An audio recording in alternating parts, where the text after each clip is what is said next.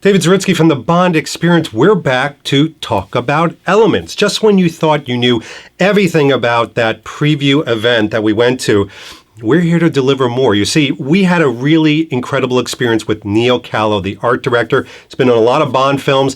He is on Bond 25, but we didn't pick his brain about that. We decided to come back into the lounge area. So this is after we did the walkthrough, and we had a moment or two to really talk to Neal Callow about what inspired him, and even some of his colleagues that helped him to build 007 Elements. And it was a lot of fun, but why take it from me? Why don't we actually take a look at the footage that we captured in the Q&A with Neal Callow. Take a look. Can I ask a quick question about the environment, the architecture itself? So clearly, because of your background on 4 of the Daniel Craig films, you have that passion, but you can see some Ken Adam moments and you can see some other architectural. So how much of this do you think is you versus the people that had your role in the past? A great question. I mean, and Tino, you can chip in on this one, but none of it is me on my own or Tino on his own. When we briefed ourselves on this project, the main kind of aesthetic that we wanted to capture was a kind of contemporary version of the Bond legacy architecture. So of course that means Ken Adam. He's obviously our primary influence here and has been throughout our life as art directors. Even before we ever got into the film industry, we knew about Ken Adam. Right. He changed our view of design, and so he's like in our blood, and we honour the guy. So you can see that we've used his sort of dynamic angles, bold, simple shapes. Dark and light was something that he was extremely keen on, all that stuff. So we've used his architectural aesthetic as the starting point for this project. And then also the design work of Dennis Gassner, Peter Lamont, Alan Cameron, all of these other famous James Bond production designers. And what we've done as designers and architects is we've tried to absorb that influence and then output something which is the contemporary version of that in terms of materiality and kind of the installation and integration of technology, the way that all works, which is what Ken Adam used to do. We've tried to do that in a very modern way, which hopefully is something that is part of the unique appeal of this installation. Absolutely. I think what for me is kind of also kind of very Ken Adam is always like the, because I come from architecture, he designs for the camera, right? And so you always feel like there's like this, when you see his drawings, there's like that point where you put the camera and everything just looks amazing, and so we tried also kind of just kind of designing from these points, like for example, when you go on the plaza, like just when you come out of the tunnel, there's this moment, where there's just beautiful compositional lines and it all falls into place. And I think that's kind of also the nod to, to his work, but at the same time also to cinematic, kind of to set design, what we're doing, because you design differently than when you design architecture. And so I think you feel that in all of the spaces, that there's always like this point where you're like, also when you come into the tech lab, right at the beginning, you're walking on the central axis. It's like this one-point perspective, where everything is like, like a Ken Adam sketch almost, compositionally. And so I think that's kind of, so we didn't want to mimic him. It was more kind of understanding what makes him great. Yes. And then kind of using the same tools and doing our own version of it. Yeah, like an homage almost. Yeah. It's perfect. Yeah. Can you say something about your relationship with the Bond films? You obviously worked with several of them, but for example, what was your first Bond movie you watched? How did that kind of change your life? Yeah, I mean, I was born in 1975, so I grew up at the tail end of Roger Moore's era, and I wasn't really allowed to watch Bond films age 1, but when I started watching them, which was kind of around Christmas time, 1983, let's say, they were showing the Roger Moore stuff on TV, even though the new stuff was coming out. So my first memory of Bond was Roger Moore, and for that reason I kind of hold a special place in my heart for Roger Moore and that era of James Bond films, which I think are fantastic. And then, of course, you went through Timothy Dalton and Pierce Brosnan and Daniel Craig.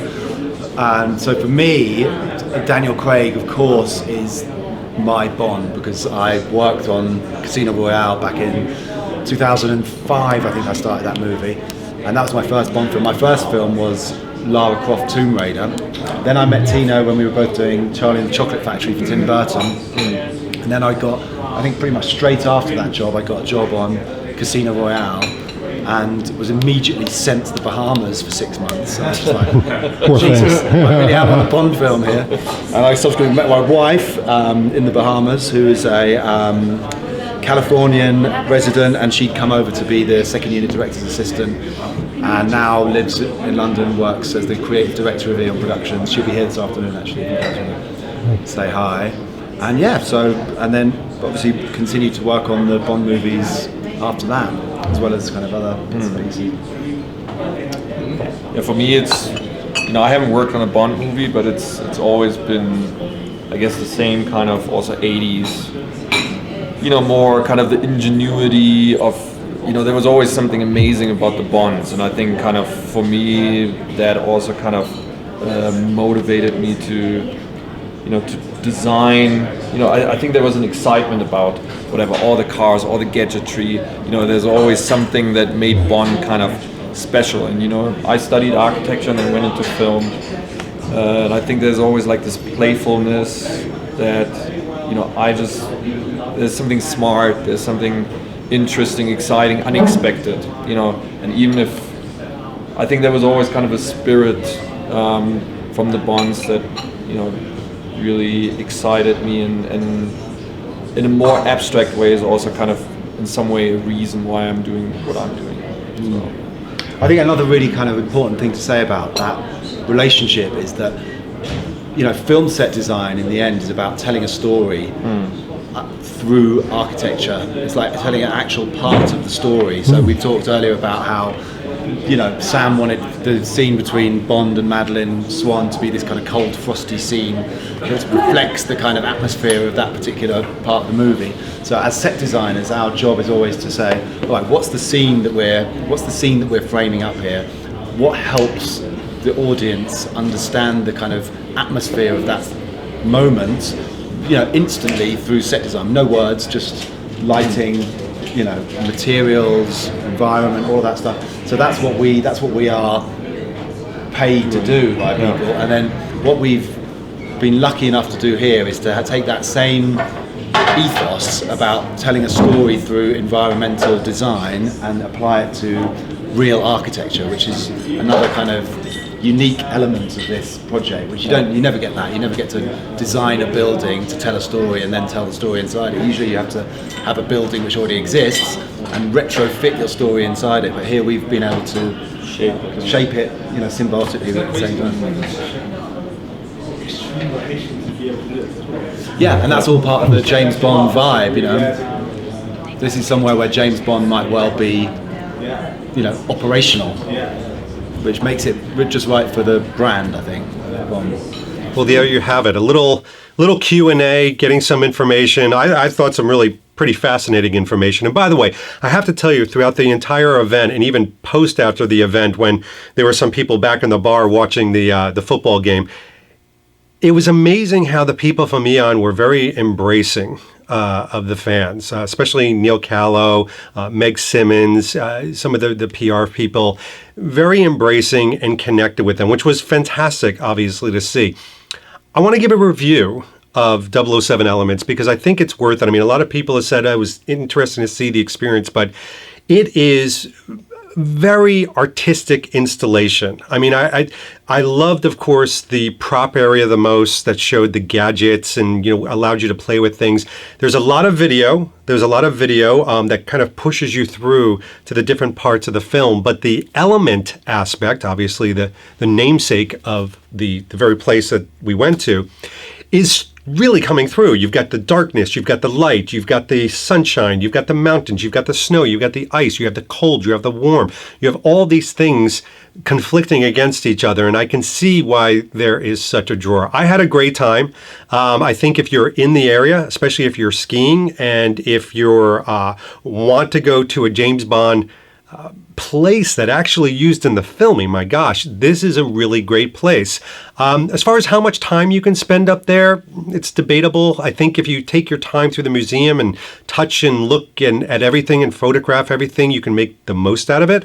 But I would definitely stop in Ice Q. First of all, the food and the drink is amazing, but it's also Ice Q. I mean, it's another one of those incredible Spectre locations, and make sure you spend a lot of time outside because you can actually walk from place to place pretty easily up there. Watch your step. But this will give you another taste. I'm sure there's more. Anyway, this has been David Zaritsky for the Bond Experience, and we will talk to you very soon. Take care. Oh, hey, you're still here. I didn't even know. Listen, while you're here, if you want, so I would actually go to this button right here and click on it, because then you actually subscribe to our vlogs. It's amazing. You get to see all the upcoming stuff first. You get notifications. It screams at you while you're at work. It's absolutely amazing. Just click on this button, hit subscribe, just move your cursor, move.